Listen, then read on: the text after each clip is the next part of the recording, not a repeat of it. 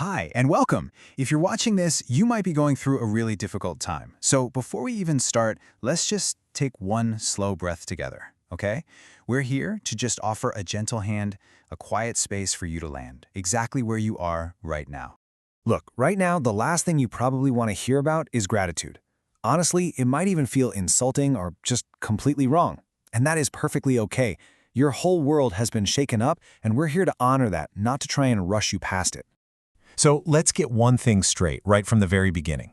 This is not about pretending everything's fine or forcing yourself to be positive. We're not looking for silver linings here. The goal is much, much gentler. It's about seeing if we can find tiny little places where gratitude can still breathe, even here, especially here.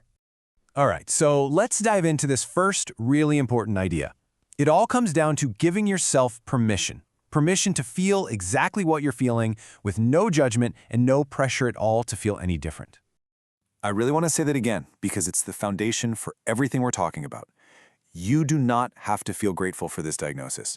You do not have to be grateful that this is happening.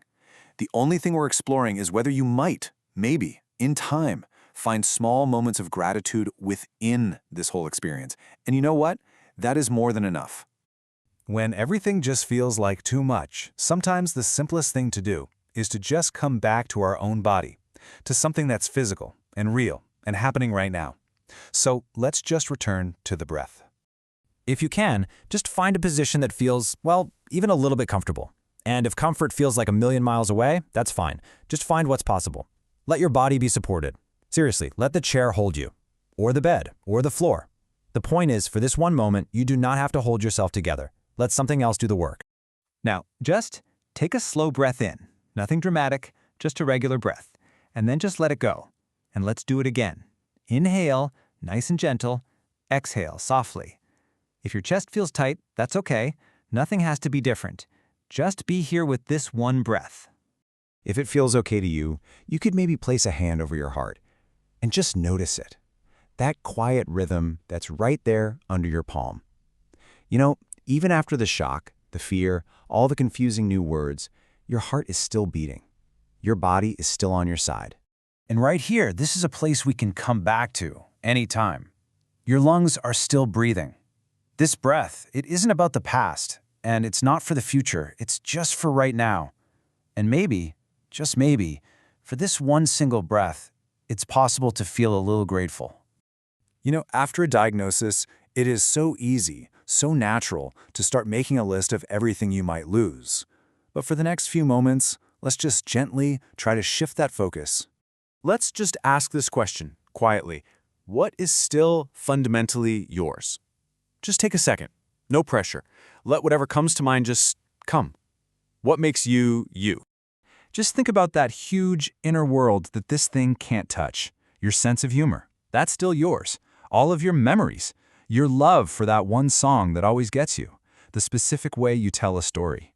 Your kindness, your stubbornness, your whole history. All of that is still here. And this is the absolute truth to hold on to. Your identity is so much bigger than this diagnosis. You are a whole, complex person with this rich inner life that is completely intact. You are not erased by this. You are not just a medical chart. Okay, so what do we do with all the other feelings? The anger, the fear, the sadness? Well, this next part is about a really powerful idea. You don't have to choose. Gratitude doesn't push all those other emotions out of the way. The word for it is coexistence. It just means you can hold two things that seem like opposites at the very same time.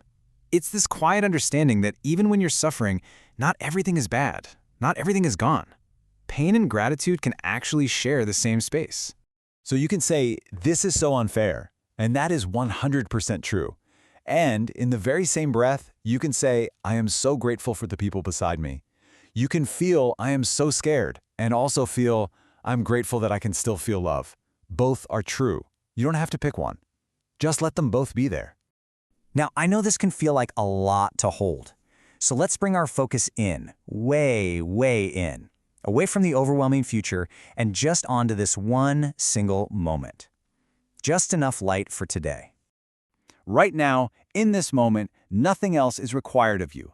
You don't have to have all the answers. You don't have to explain things to anyone. You are not solving the future. You are simply sitting here, breathing. And this moment, this quiet, small moment, is survivable. And in this survivable moment, we can start to notice the little, ordinary things. The way the light comes through the window, the taste of a cup of tea, the warmth of a blanket.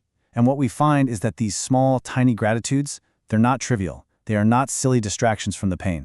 No, there's something much more powerful than that. They're anchors.